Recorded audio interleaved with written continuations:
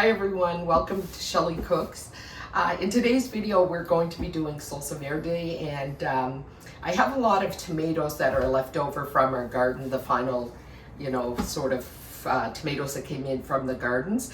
And they're varying stages of ripeness, and I would say about 90% of them are still very green. So the Salsa Verde is a fantastic way to use these up. So I hope you'll stick with us and for the rest of the video. So let's get started.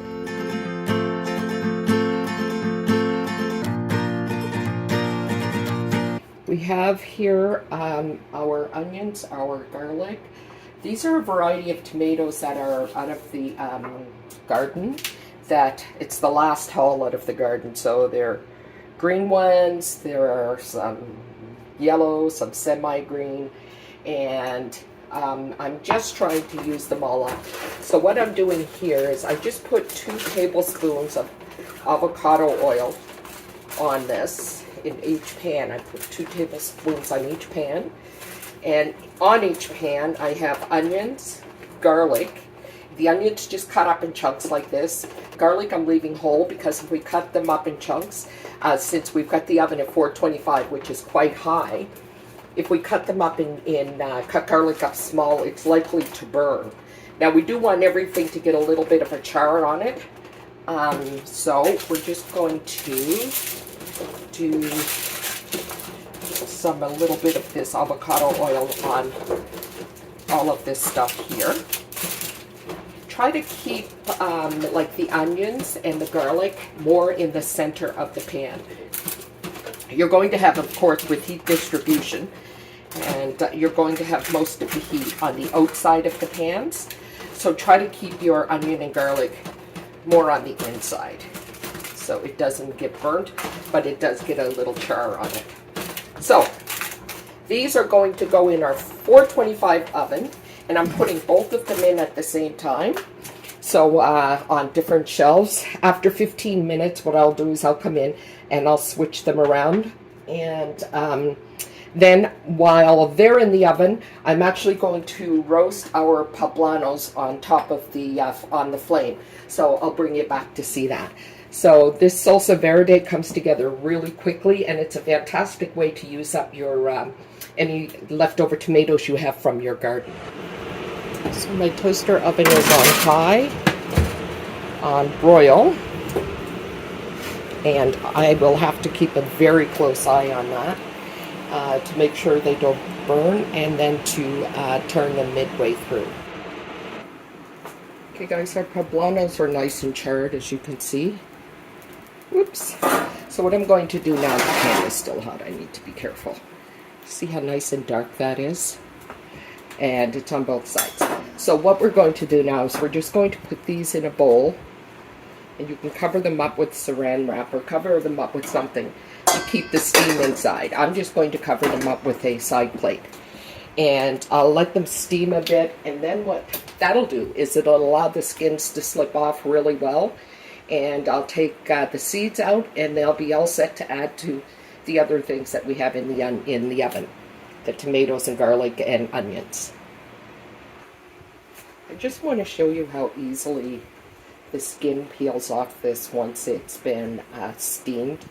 You want to do this also while it's still warm. Don't let it cool down completely before you peel it. And I am going to also take the seeds out of it because when it comes to heat in food, I am a lightweight. So I'm just going to finish peeling these up. The next step that we're going to do, our things in the oven are almost done. So the next step that we're going to do is we're actually just going to put everything in a blender.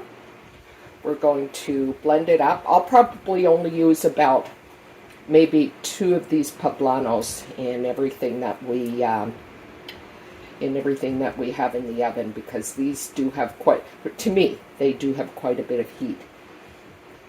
And we'll season it up with the other goodies when we after we've pureed it and put it in a pot and put it on to simmer. So I just wanted to show you how these peel after we've roasted them and let them steam a bit. So let's come back when we puree this up. So our veggies are all roasted and look delicious. It took a lot longer to roast them than I had anticipated. I don't know if it's because I had the two trays in or not, but it did end up taking a lot longer. And halfway through, which is about 30 minutes through, I actually turned the heat up to 450. And sorry about moving this around, but I wanted you to see how we've got a little bit of a char on some of these veggies. And anyway, so I turned the oven up to 450 for the last half hour to move things along because it was going rather slow and I thought this was going to be a really quick project. So let's get started now in blending them up. I'm just going to show you what this looks like. You can see how nice and thick that is. That's how we want it. We're not going to pulverize it. Well, it is quite thin, but it's still going to be quite chunky. So that's what we want from our Salsa Verde. So as I'm putting this stuff in the blender, I'm being very mindful of not filling the blender up, because anytime you put anything hot in your blender, you want to ensure that it's not filled all the way up, or you could cause an explosion.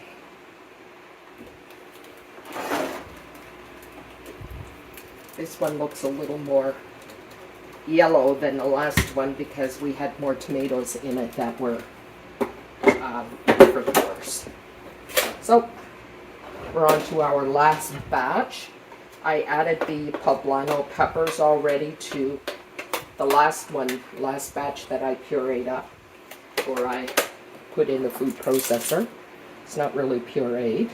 So let's get this last one done. Okay, everyone, so I'm down to the last little bit to puree. But what I want to show you is, I don't know if you can see that or not, that bigger chunk of onion in there. And also there are some tomato skins. Now, because we didn't peel our tomatoes, I want to make sure that it's pureed enough that we don't have tomato skins or big chunks. So you can leave it as chunky as you like, but my preference is going to be to bring it down just a little bit more. There are some larger pieces that I'm seeing on the top here. The other thing is that I tried it, and we do need some more poblano in it. So I am just going to grab a fork here and put a little bit more in it. So what I had done, because I thought that I had had enough, was I had done what I do with all of my peppers after I roast them.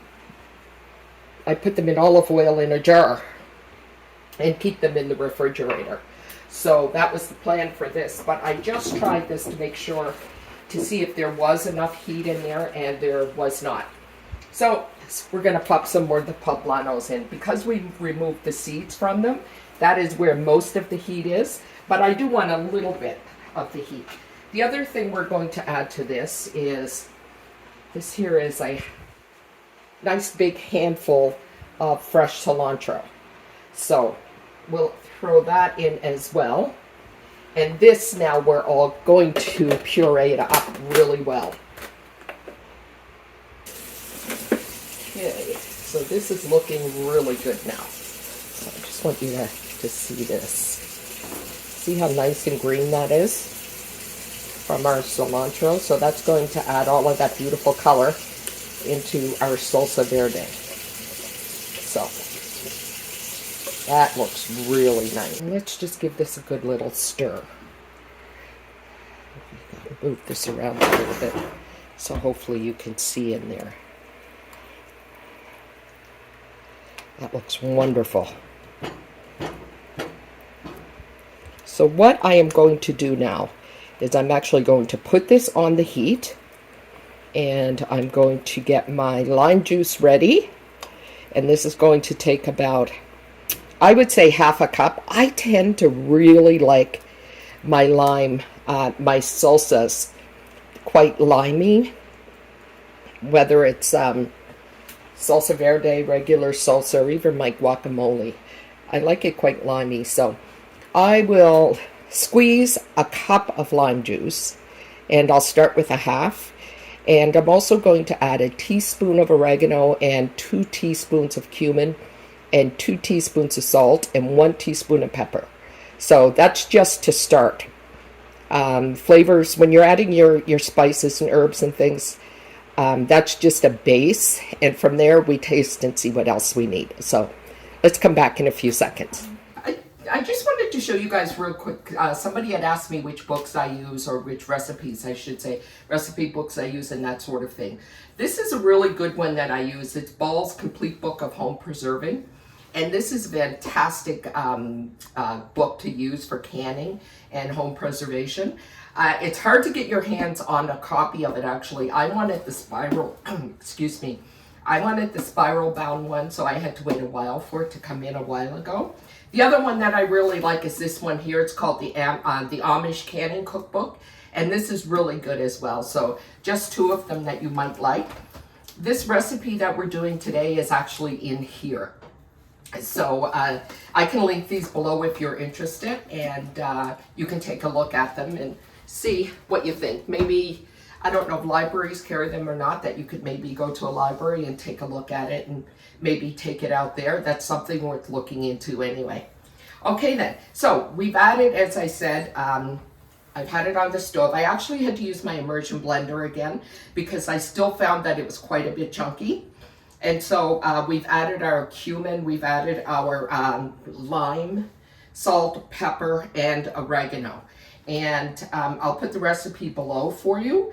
But as with anything when you're cooking, just constantly keep tasting it and making sure that it has the flavor that you like. If you want more lime, if you want more oregano, if you want more cilantro, salt, pepper, whatever it is, just keep tasting it. And just keep in mind that recipes are always just a guideline, okay? So take a recipe and adapt it to what you want and what you like. So now what I'm going to do is I have hot water here. I have my lids all in the hot water and my funnel, and I have my water bath canner on. Actually, what I wanted to show you is something else. This is just a normal stock pot, and I'll be using this for water bath canning. What I have in the bottom is a rack. It's a round rack that comes with the canner, but I just wanted to show you how easy it is to water bath can. You don't need fancy equipment. You don't need anything extra.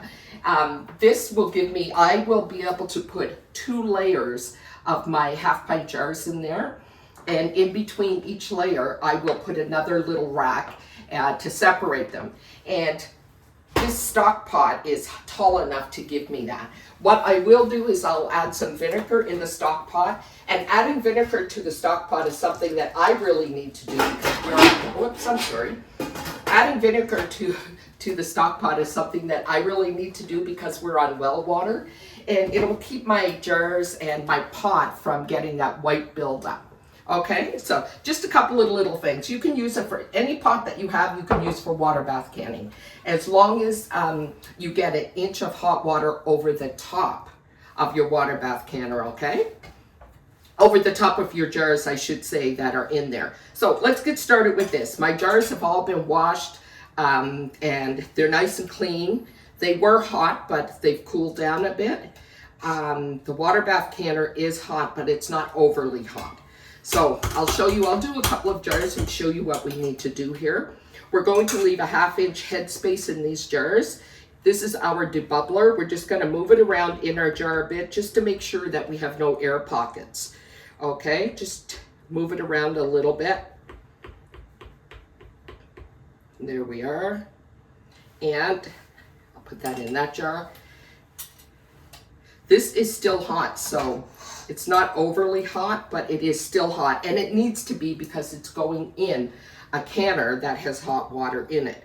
If your jars are not hot, you need to make sure that the water you're putting it in is about the same temperature as the jars, okay? That way you're going to ensure that your jars do not crack. So that's perfect there. And this is my vinegar. I'm going to clean my rims up. It's very simple. Oopsie, there. We have our 1/2-inch headspace. Okay. This is the perfect recipe, as I said earlier, to use up any leftover vegetables, or I should say leftover tomatoes that you have in your garden that are green and don't have time to ripen and that sort of thing. And it's an incredibly flavorful salsa. So there we are. We have 2 all set to go in the jar. Now I'm just going to finish them up and load the canner up, or the stock pot in this case. So I didn't need to use the second layer of for my jars, so I was able to fit all of them in the bottom layer, which is perfect. So now I'm just going to leave this. When it comes to a full rolling boil, I will start timing it for 20 minutes. So it's just a 20-minute water bath can. So that worked out really well. So we've ended up with 11 jars, and it was 11 and probably a bit, which we've eaten already. I think you'll really like this recipe. As you can see, it's so simple to do. Make sure one thing is that you keep tasting it at the end, just to ensure that you have the right amount of seasoning that suits you. Okay, this will go on our shelves. So tomorrow, this is still quite hot. So tomorrow I will remove the rings. I'll wash them all up, label them, and put them on my pantry shelf. So thanks so much for joining us. We'll see you in the next video. Have a blessed day. Bye-bye.